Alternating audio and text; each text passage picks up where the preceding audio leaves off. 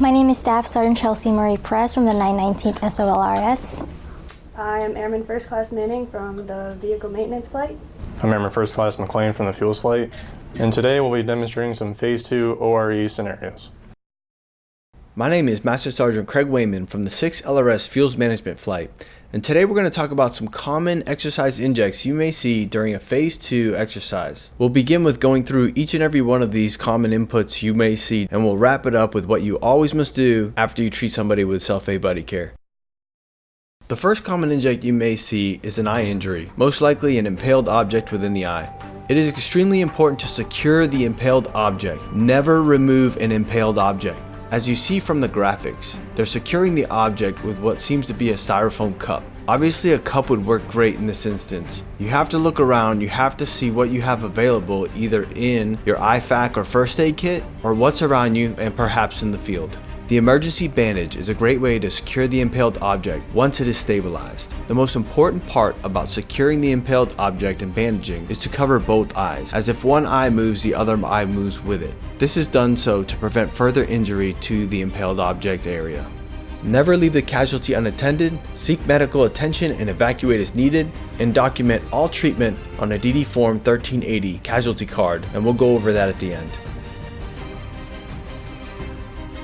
The next common exercise inject is a sprain, strain, or fracture. Whether the fracture is open, which is a bone protruding from the skin, or closed, which will lead to bruising and swelling around the affected area, we are not doctors. Our job is not to set the bone or try to reshape anything. We splint and stabilize as we find it. Although the form-fitting splint material located in the IFAK kit is great for splinting, splints can be made from anything, such as what's shown in the graphics. Whether it's sticks, jackets, boots, anything that can stabilize the limb so that once medical arrives, the proper care can be administered.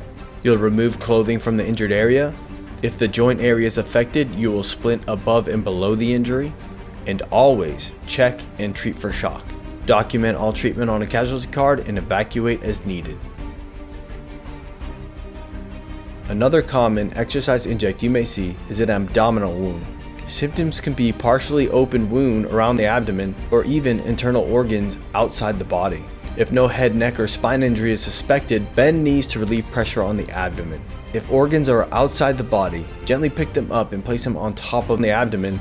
An old procedure that used to be done was to wet dressing once placed on the wound. This has changed. Do not wet the bandage. Cover the exposed organs with a clean dressing. Secure the bandages, document all treatment on a casualty card, evacuate as needed, and remember, always check and treat for shock.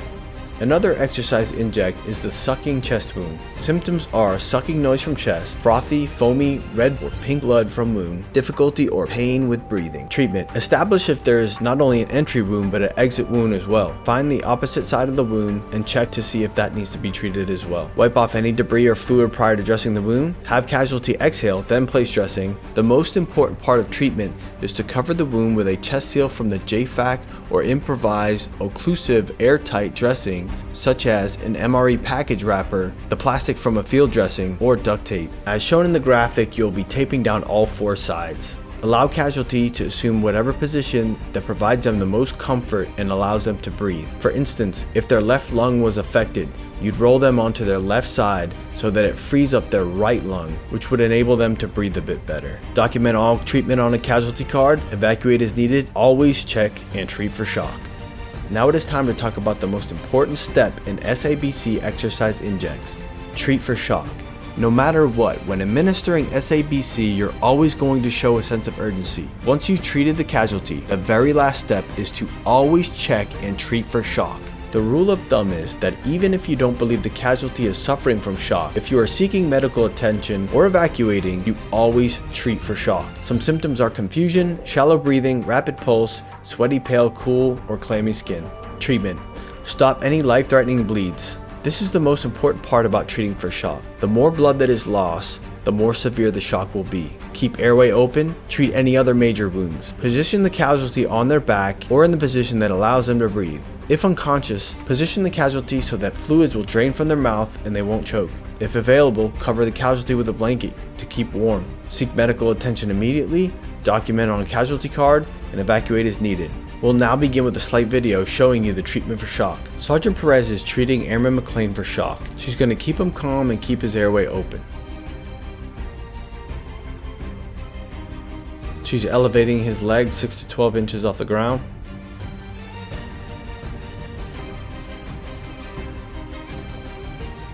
When treating for shock, you never give the casualty food or drink.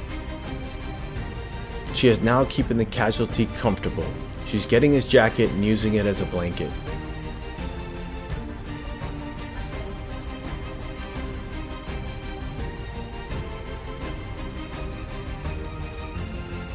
The last part is to seek medical attention. Call for care and evacuate. If there's somebody else in the vicinity, they should have been doing so already. For reference, this is an example of a DD Form 1380 casualty card.